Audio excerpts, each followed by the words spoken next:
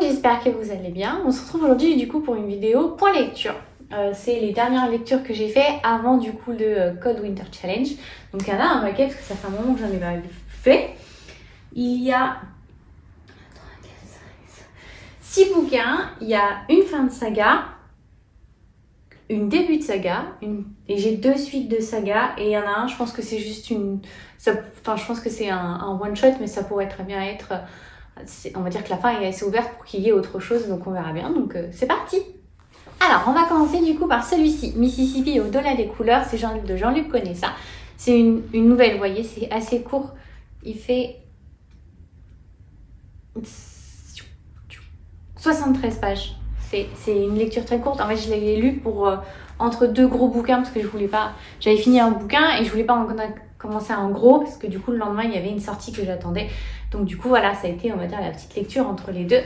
Et en fait c'est un livre un peu qui fait appel on va dire à notre imagination et à notre acceptation de choses un peu bizarres parce qu'en fait nous suivons un jeune homme noir qui du coup en fait va rencontrer une vieille femme aveugle alors qu'il fuit du coup en fait son maître parce que nous sommes dans l'époque des esclaves et il va donc rencontrer une vieille femme. Cette vieille femme est aveugle mais elle l'accepte tel qu'il est. C'est un jeune homme travailleur qui du coup en fait est extrêmement gentil et il va vivre avec elle quelque temps. Il va du coup comprendre du coup découvrir son histoire et en quelque sorte il va la sauver parce que on voit une fin assez terrible. Il va la sauver grâce à un petit saut temporel. Donc du coup voilà, honnêtement c'est une très très belle lecture. Ça a été totalement différent par rapport à ce que je lis d'habitude, mais j'ai adoré. Honnêtement il est juste génial. C'est un très très beau livre, donc honnêtement c'est une belle nouvelle qui se lit très facilement. Ensuite nous avons une fin de saga avec celui-ci, avec Princesse pour toujours, du coup, qui est la fin de Rosewood Chronicles, c'est le tome 5. Et du coup, nous retrouvons nos 3 protagonistes suite à la trahison de Jamie, mais aussi du coup, suite à la trahison du coup de Ellie, puisqu'elle a décidé d'assumer son rôle de princesse et elle a, on va dire, retiré à Lottie son rôle de sénéchal. Donc chacun en fait est à un coin du globe en quelque sorte et chacun en fait essaye de combattre les Léviathans mais tout seul. Chose que en fait ils vont s'avérer extrêmement compliquées, ce qu'ils ne peuvent pas faire parce que c'est au contraire que le fait qu'ils soient ensemble qu'ils vont pouvoir sauver le royaume. Mais c'est aussi une façon, le fait qu'ils soient séparés, que chacun découvre qui il est réellement et ce dont il a envie et ce dont il veut. Et honnêtement c'est une très belle lecture parce que du coup même s'ils sont tous séparés ils vont apprendre, comprendre qui ils sont, savoir ce qu'ils ont envie et ils vont agir en fait en conséquence de leurs désirs et de ce qu'ils aiment. Et ça a été extrêmement intéressant de les voir séparés parce que jusque là on les voyait tout le trio ensemble, ils étaient tout ensemble et du coup les voir séparés ils se sont rendus compte de ce qu'ils avaient envie en fait. Comme ils n'avaient plus les personnes qu'ils aimaient le plus auprès d'eux, ils se sont rendus compte de ce qu'ils aimaient. La fin, il faut être honnête, hein, c'est un roman pour pré-ado-ado. La fin est assez simple, c'est un peu un Disney. Voilà, le méchant est arrêté. Tout ne rentre pas forcément dans l'ordre parce qu'il y a énormément de changements qui vont être faits dans le royaume. Mais voilà, c'est une lecture doudou qui se lit très facilement, une petite couverture de bonheur. J'ai versé ma petite larme à la fin et il y a un mini extrait en fait de ce qui se passe pour chaque personnage qu'on a vu dans la saga, ce qu'ils deviennent plus tard. Et honnêtement j'ai adoré ce petit extrait de leur vie, en fait de leur vie future, voir ce qu'ils sont devenus. C'est extrêmement rare qu'on voit, souvent c'est tout est rentré dans l'ordre et ça s'arrête là. Et en fait les voir ces petits passages là, j'ai beaucoup aimé. Franchement ça a été un très très très beau moment en fait de leur vie que j'ai adoré voir. Et donc ça a été un beau coup de cœur et c'est une très belle fin pour moi. J'ai une très belle saga et je suis contente d'avoir lu la fin et en même temps un peu triste de plus les retrouver, mais c'est une très belle lecture. Franchement c'était une très belle saga. Ensuite, j'ai commencé une nouvelle saga avec du coup l'école de minuit que j'avais prévu du coup pour Halloween, puisque du coup en fait c'est l'école des monstres en quelque sorte. En fait c'est une école magique je sais pas si on peut dire magique, mais magique en fait avec tous les monstres qui peuvent exister et qui existent, qui y vivent, apprennent aussi ensemble. Et en fait, dans cette école-là, on suit Siméon, qui est un vampire, mi-humain, qui vit dans l'ombre de sa sœur, tout simplement, qui a une mère très, très protectrice. Hein. Soyons honnêtes, c'est une très, très grande protectrice, sa maman. Il va se faire des amis que sa mère ou sa sœur estime pas forcément les meilleurs, parce que c'est un peu les marginaux, alors que c'est quand même... On pourrait dire, en tant qu'humain, dire que c'est des marginaux, en fait, même dans eux-mêmes, il y a des marginaux, enfin bref. Il va donc se lier d'amitié à d'excellentes personnes pour moi, qui sont... En fait, ils vont créer un groupe totalement éclectique qui n'a absolument rien à faire ensemble, et pourtant ils vont très bien ensemble, chacun apporte sa pierre à l'édifice. Et en fait, on va suivre une petite enquête, puisque en fait, certains élèves disparaissent. Alors même si la directrice paraît complètement lunatique et ne prend pas la chose au sérieux, eux vont la prendre au sérieux, puisque du coup, un de leurs amis les plus proches va disparaître. Ils vont donc enquêter, savoir ce qui se passe. Et du coup, en fait, ils vont en quelque sorte se serrer les coudes malgré les rivalités qui existent, parce que du coup, lui, c'est un mi-vampire, il va se lier d'amitié avec un loup-garou, ce qui ne fait jamais bon ménage dans toutes les sagas. Honnêtement, peu importe que ce soit des sagas pour ados, young adultes, de la fantasy spicy ou autre, vampire et loup-garou travaillent rarement ensemble, faut être honnête.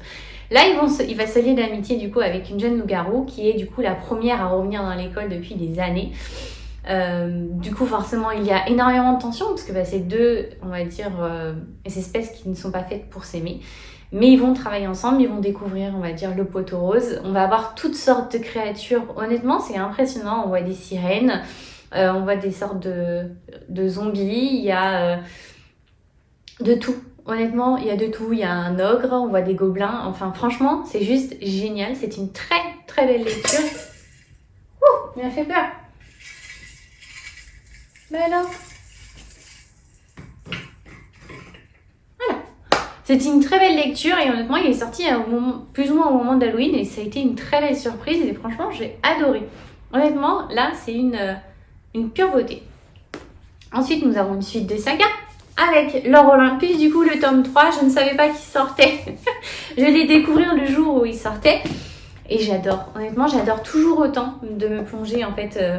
dans cette, on va dire, réécriture de la mythologie grecque. On en apprend un tout petit peu plus du coup sur Perséphone, sur du coup le secret qu'il cache et malheureusement j'ai bien peur de savoir ce que c'est et ça me fait extrêmement peur. On voit aussi du coup Mété, on voit aussi Hadès qui est en pleine, on va dire, illusion de ses sentiments pour sa secrétaire. Mais on voit aussi du coup l'amour entre les deux juste s'épanouir et j'aime toujours autant me plonger dans cet univers bleu et rose que j'adore. Ensuite, du coup, le livre que je vous disais que peut être une saga comme ça peut être un one-shot, c'est celui-ci. A Forgery of Rose. Alors, j'ai aimé et en même temps, il y a 2-3 points qui font que je n'ai pas trop apprécié. Du coup, en fait, on est dans un univers en fait avec des prodiges et on suit Mira qui en est une qui en fait quand elle peint peut gommer n'importe quel défaut. Elle peut aussi tout aussi bien en fait aider à guérir si on a une coupure ou enlever par exemple je sais pas un nez qui est un peu trop discornu, un point de rousseur qui ne nous plairait pas, enfin bref, elle peut tout arranger quand elle peint et donc du coup ça passe aussi sur la personne.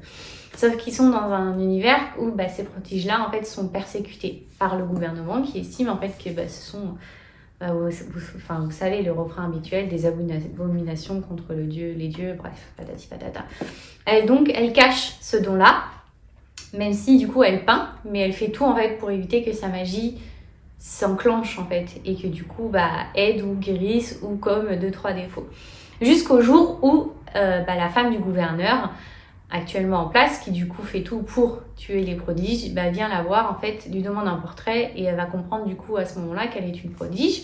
Elle va lui demander en fait de peindre le portrait de son fils mort et donc du coup en fait de le ramener à la vie. Chose qui, soyons honnêtes, l'a jamais fait.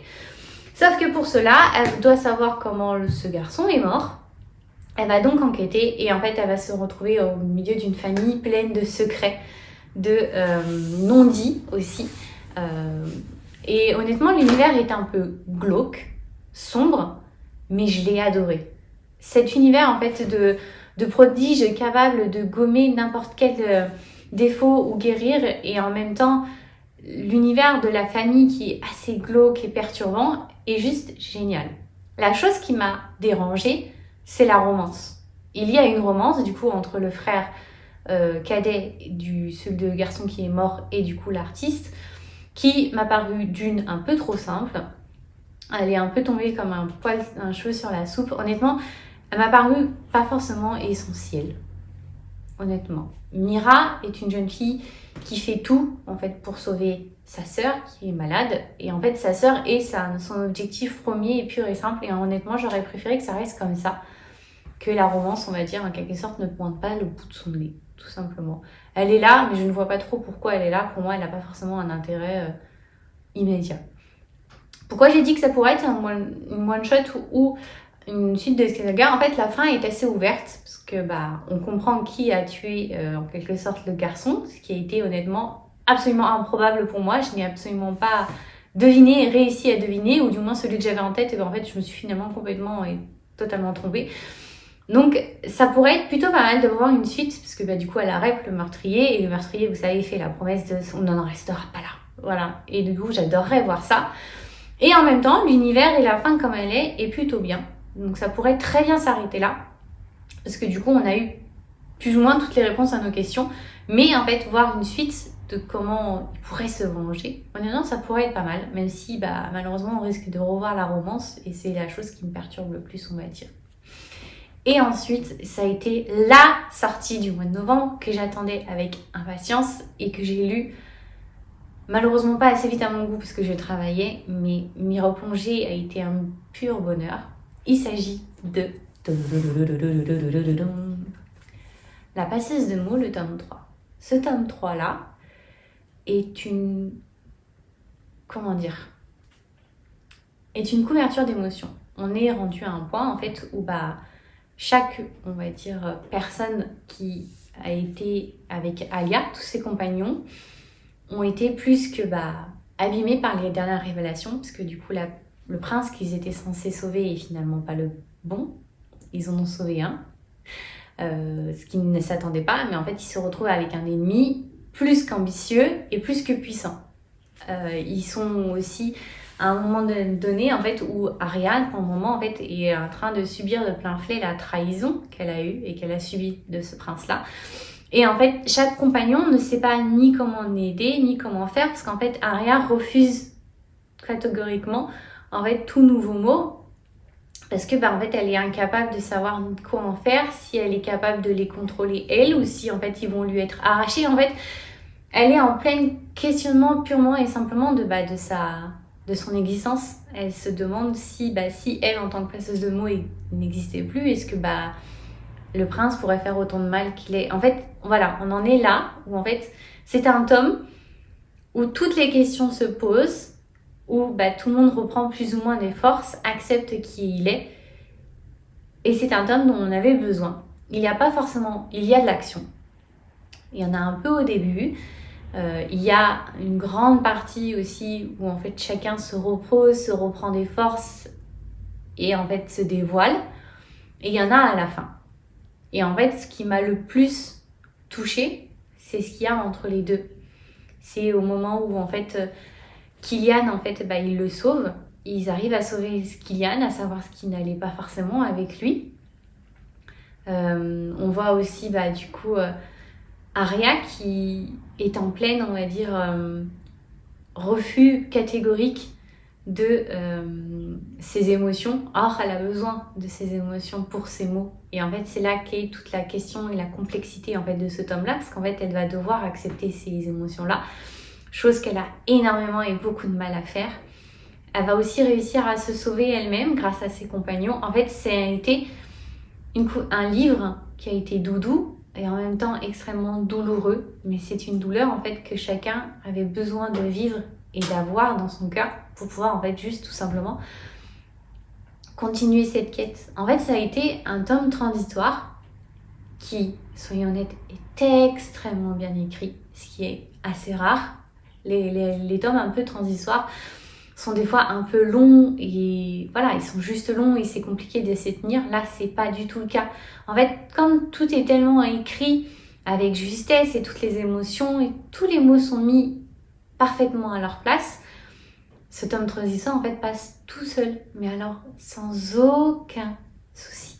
Et franchement, ça a été pour moi un mélange des deux premières émotions que j'ai lues dans le tome 1 qui était un livre doudou, le tome 2 qui était un transpercement de mon âme. Et bien ce tome-là, et ben voilà, il a réparé le transpercement que j'ai eu avec le tome 2. Et ça a été une douceur de mots qui était juste incommensurable. On voit énormément de légendes qui apparaissent aussi. Et honnêtement, c'est un livre voyage. Voilà. C'est un livre voyage au niveau des mots, des émotions. Et juste, plein d'amour. Honnêtement, il est rempli d'amour, celui-ci. Il y a de la haine, de la colère.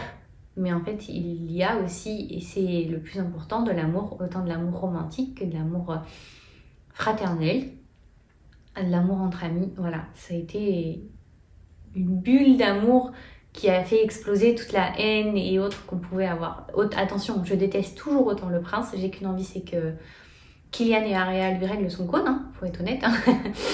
Mais j'ai adoré les voir en fait juste grandir et accepter ce qui s'était passé. Et c'est ce tome-là, c'est ça en fait. Ça se résume à ça, c'est en fait juste l'acceptation de la douleur de la trahison avec l'amour qu'on peut avoir de ses compagnons, tout simplement. Et honnêtement, c'est toujours autant et un pur bonheur de me plonger dans cet univers-là parce que il fait du bien mon petit cœur de lectrice, honnêtement.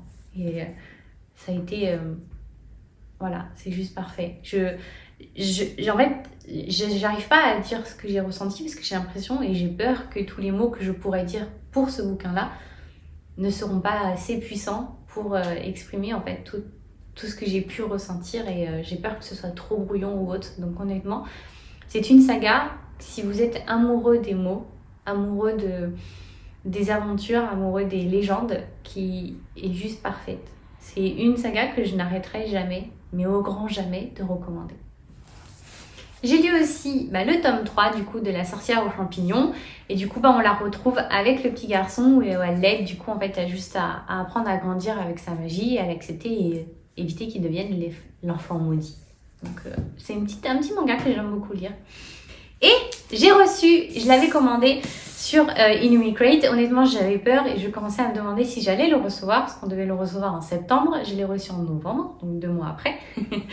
Mais c'est une suite de saga qui est juste géniale. Il s'agit, et c'est une duologie, je pense que c'est fini, de Twist and Bond, du coup, qui est juste génial. C'est, je sais pas comment dire, je vous le montre en fait, sans, parce que c'est une édition Fairy Light, donc vous imaginez bien que, voilà, donc sans la jaquette, avec, hop, et l'intérieur de la jaquette, du coup, qui est juste trop beau. J'adore, franchement.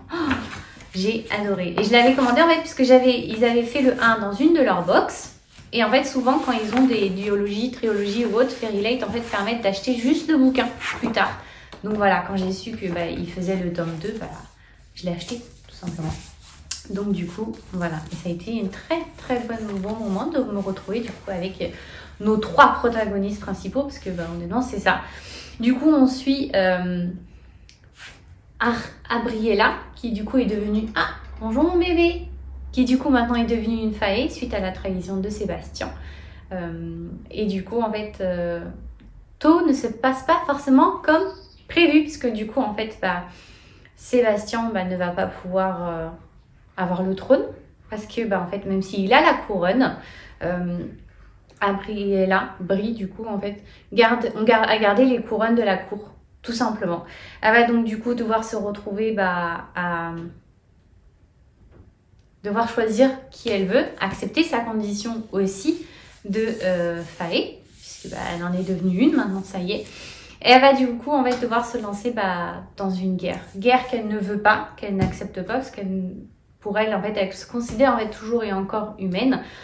Elle refuse aussi en fait ce lien qui s'est créé entre elle et Sébastien. Surtout parce que elle en aime un autre. Et cet autre-là, en fait, va lui permettre un peu d'accepter qui elle est, lui faire comprendre que elle n'est pas que juste une couronne pour une cour ou juste une personne qu'ils ont besoin pour avoir telle ou telle chose. Il va lui faire comprendre qu'il l'aime tout simplement. Et c'est très beau de les voir. Alors ça ne se passe pas tout rose, au contraire, ils s'engueulent. Honnêtement, hein, ils s'engueulent, des fois, à la limite, ils vont pas se taper dessus, mais c'est beau de voir en fait juste elle se battre pour ce qu'elle veut et lui faire comprendre qu'elle n'est pas que ce que pourrait croire qu'elle est. Donc ouais, ça a été une belle suite. J'ai beaucoup aimé. La suite, en plus, c'est pleine d'action, de magie aussi, faut être honnête, de révélation, de cours. Il y a aussi du coup Sébastien qui va devoir choisir son camp entre sa mère ou libérer son peuple. La fin est assez impressionnante. Je ne m'attendais pas à ça. J'avais un peu peur de la fin, je vais être honnête. Au contraire, elle est très belle et je m'y attendais pas. C'est une fin assez surprise, donc je suis contente. Et voilà, je vous les ai tous présentés. Et si je devais faire, on va dire, un classement, ça serait place 3, j'aurais deux ex-aequo. Celui-ci, puisque c'est une fin de saga et que c'est une saga un peu doudou. Et celui-ci, puisque c'est un univers un peu spécial que j'ai découvert. À la deuxième place, on aurait celui-ci. Et à la première, vous vous doutez bien, on aura la passeuse de mots 3 qui est juste... Voilà, c'est mon petit cœur et âme de lectrice qui n'arrive pas à s'en détacher, tout simplement. Mais en tout cas, j'espère que ça vous a plu. On se retrouve lundi prochain pour une prochaine vidéo. Et puis ça sera, si tout se passe bien, une vidéo du coup en fait, où je vous présente un tome pour chaque mois que j'ai adoré, un livre. Donc j'espère que ça vous plaira. Bye bye!